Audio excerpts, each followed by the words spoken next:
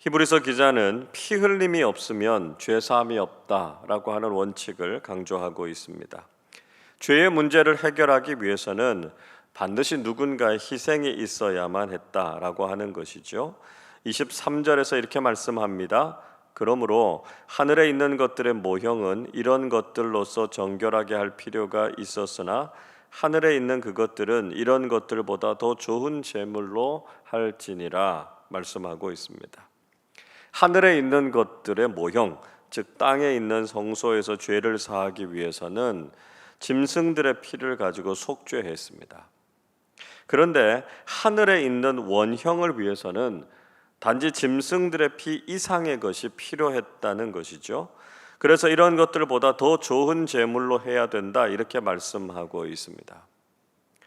영원한 속죄를 위해서 필요한 더 좋은 제물은 무엇일까요? 그것이 바로 하나님의 아들이신 예수 그리스도의 피다 말씀하지요. 24절 보십시오. 그리스도께서는 참것의 그림자인 손으로 만든 성소에 들어가지 아니하시고 바로 그 하늘에 들어가사 이제 우리를 위하여 하나님 앞에 나타나시고 말씀하고 있습니다. 히브리서 기자는 예수 그리스도께서 하늘의 그림자인 손으로 만든 성소에 들어가지 않으셨다 이렇게 말씀하셨습니다. 예수님께서는 다른 대제사장들처럼 속죄의 제사를 드리기 위해서 성전이나 성소에 들어가지 않으셨습니다. 예수님께서는 바로 하늘에 들어가셔서 우리를 구속하시기 위해서 하나님 앞에 나타나셨다고 말씀하고 있죠. 이런 모습이 바로 인간인 대제사장들과 예수님 사이의 결정적인 차이였습니다. 대제사장들은 겨우 1년에 한 번 지성소에 들어가서 하나님을 뵐 수 있었습니다. 그러나 그것도 아주 제한적이었고요, 반복적인 것이었습니다. 아무 때나 들어갈 수도 없었고 또 매년 들어가서 속죄의 제사를 드려야만 했습니다. 그러나 예수님께서는 성소에 들어가서 다른 제물을 통해서 하나님을 만나실 필요가 없으셨습니다. 예수님은 십자가에 당신 자신을 제물로 드리셨고요, 하나님 앞에 직접 서셔서 우리의 죄를 변호해 주신다는 것이죠. 우리는 예수님을 통해서 완전하고도 근본적인 구원을 얻게 되었다라고 하는 것입니다. 우리는 예수 그리스도를 통해서 주신 이 완전한 구원의 은혜를 기억해야 됩니다. 우리는 대제사장들이 성소에 들어가서 짐승의 피로 이룬 불완전한 구원을 받은 것이 아니고요, 하나님의 아들이신 예수님의 보혈로 이루신 완전한 구원을 소유하고 있는 사람들이라는 것이죠. 우리는 더 이상 옛 언약에 얽매여서 사는 사람들이 아니라 복음의 은혜로 하나님 앞에 나아갈 수 있는 존재가 되었다는 것이죠. 예수님께서 우리를 구원하시기 위해서 하늘에 들어가셨기 때문에 우리도 하늘 보좌 앞으로 나아갈 수 있는 담대함을 얻게 되었다는 것입니다. 예수 그리스도를 의지해서 오늘도 하나님의 보좌 앞으로 나아가서 우리를 위해서 이루어 주신 이 구원의 은총을 누리는 삶을 사실 수 있기를 바랍니다. 이어서 대제사장들과 예수님의 차이에 대해서 설명하고 있습니다. 25절 보십시오. 대제사장이 해마다 다른 것의 피로써 성소에 들어가는 것 같이 자주 자기를 드리려고 아니하실지니 이렇게 말씀하죠. 대제사장은 해마다 대속죄일이 되면 다른 짐승을 잡아서 그 피를 가지고 지성소에 들어갈 수 있었습니다. 그것도 매년 같은 제사를 반복해야 했습니다. 왜냐하면 대제사장들이 드리는 속죄는 부분적이었고요, 제한적이었기 때문이었습니다. 그러나 예수님께서는 이런 반복적인 제사를 드리지 않으셨다 말씀하고 있습니다. 26절 말씀을 우리 같이 읽어보겠습니다. 그리하면 그가 세상을 창조한 때부터 자주 고난을 받았어야 할 것이로되 이제 자기를 단번에 제물로 드려 죄를 없이 하시려고 세상 끝에 나타나셨느니라. 만약에 예수님께서 다른 대제사장들과 같은 분이셨다면 예수님께서도 창조 때로부터 지금까지 자주 십자가에 달리셔야 했을 것이다, 이렇게 말했습니다. 왜냐하면 인간은 창조 때부터 죄를 지었고요, 현대의 사람들의 죄까지 다 속죄하시려면 아마 예수님께서는 매년 십자가에 달리셔야 했을 것입니다. 종교개혁자인 장 깔뱅은 이렇게 이야기하고 있습니다. 그리스도는 단 한 번밖에 출현하지 않았다. 만일 그가 두 번, 세 번 거듭왔다면 그것은 그 첫 번째 제사에 무언가 결함이 있었다는 의미가 될 것이다, 이렇게 이야기했습니다. 그러니까 예수님께서 여러 번 십자가에 달리셨다면 그 십자가 사건에 완전한 구원에 문제가 있었을 것이다 하는 이야기를 하는 거죠. 그러나 예수님께서는 근본적으로 다른 대제사장들과는 다른 분이셨습니다. 그래서 예수님께서는 단번에 당신 자신을 제물로 드리셨고 죄를 없애시기 위해서 마지막에 다시 나타나셨다, 이렇게 말씀하고 있습니다. 자, 이 말씀은 십자가 사건의 유일성을 강조하고 있는 말씀이죠. 예수님께서는 이 땅에 인간의 몸으로 오셔서 단 한 번 십자가에서 죽으심으로 모든 인간의 죄를 사하셨다는 것입니다. 예수님의 십자가 사건은 창조 때부터 세상의 마지막까지, 즉 과거부터 미래의 모든 사람들의 죄를 다 사하신 유일한 사건이었다라고 하는 것입니다. 예수님의 완전한 속죄는 모든 인간에게 유효한 것이었습니다. 그리고 예수님은 영원하신 분이시기 때문에 과거나 미래라고 하는 시간의 제약을 받지 않으셨고요, 모든 인류에게 구원의 영향력을 미치셨다라고 하는 것입니다. 여기에서 말하는 세상 끝이라고 하는 말은 재림을 의미하는 뜻이 아닙니다. 여기 세상 끝이다라고 하는 말은 시대의 완성이다, 그런 의미를 가지고 있습니다. 이 말씀은 율법의 시대를 완성하시고 복음의 시대를 여신 성육신의 사건을 가리키고 있습니다. 그래서 이것은 초림의 예수님께서 이 땅에 오신 사건에 대해서 언급하고 있는 것이죠. 히브리서 기자는 인간의 일생에 있어서 아주 중요한 원칙에 대해서 설명하고 있습니다. 27절 보십시오. 한 번 죽는 것은 사람에게 정해진 것이요 그 후에는 심판이 있으리니 말씀하고 있습니다.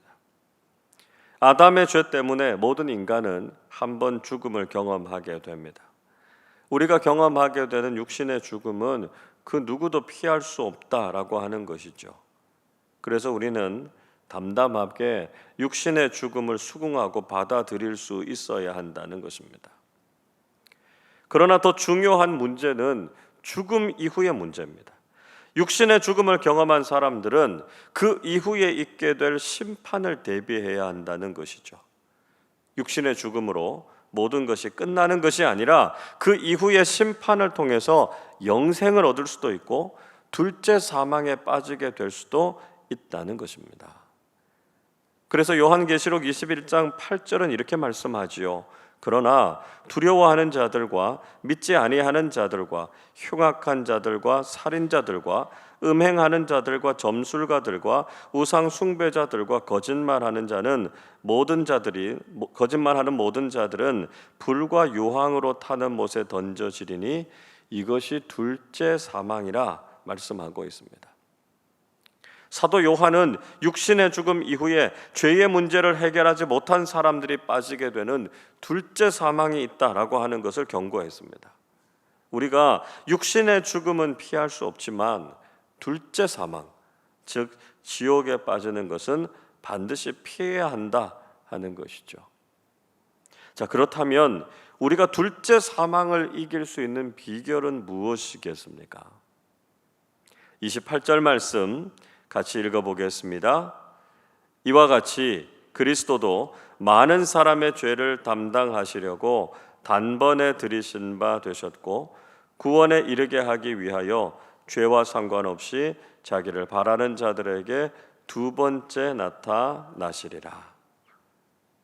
이미 예수 그리스도께서 모든 사람들의 죄를 담당하시려고 십자가에서 당신 자신을 단번에 들이셔서 객관적인 구원의 사건을 이루셨습니다. 누구든지 십자가의 구원을 믿음으로 받아들이기만 하면 둘째 사망에 빠지지 않게 되고요, 구원에 이르게 된다는 것입니다. 단번에 이루신 예수 그리스도의 십자가를 믿음으로만 우리의 구원은 완성된다라고 하는 것을 기억해야 된다는 것이죠. 자, 그런데 그 뒤에 나오는 말이 금방 잘 이해가 되지 않습니다. 28절 하반절을 다시 보십시오. 구원에 이르게 하기 위해서 죄와 상관없이 자기를 바라는 자들에게 두 번째 나타나시리라 말씀하고 있습니다. 자, 여기에서 말하고 있는 구원은 죄로부터의 구원이 아니고요, 믿음 때문에 받게 되는 박해와 핍박으로부터의 구원을 의미합니다. 히브리서의 수신자들은 복음을 믿는 것 때문에 고난을 당하고 있었고요, 배교를 강요당하고 있던 상황이었습니다. 그래서 이들은 죄의 문제와는 상관없이 이 고난과 핍박에서 건져주실 것을 기대하면서 주님을 바라보고 있었던 것이죠.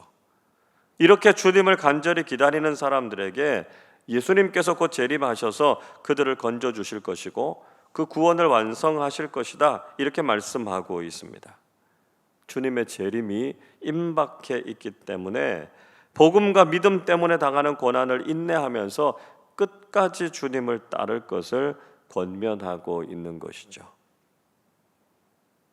여러분, 우리는 예수 그리스도를 통해서 이루신 완전한 구원을 믿어야 합니다. 단번에 이루어진 예수님의 십자가 사건을 굳게 붙잡고 그것이 나의 구원이 되었다라고 하는 것을 확신하실 수 있기를 바랍니다. 우리는 결코 둘째 사망에 빠지지 않고 영원한 천국의 생명과 축복을 누리는 사람들이 되어야 합니다. 동시에 오늘을 믿음으로 살아갈 때 우리도 힘겹고 어려운 일들을 많이 경험하게 됩니다. 믿음을 버리라는 유혹과 세상과 타협해서 살고자 하는 욕심 때문에 우리의 신앙이 흔들릴 수 있다는 것이죠.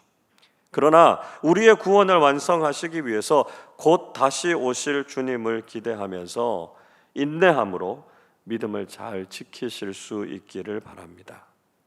단번에 이루신 이 구원이 영원토록 우리를 지켜주시고 이끌어 주실 것을 믿고 구원의 은총 안에서 살아가는 그리스도인들이 되시기를 주님의 이름으로 축원합니다.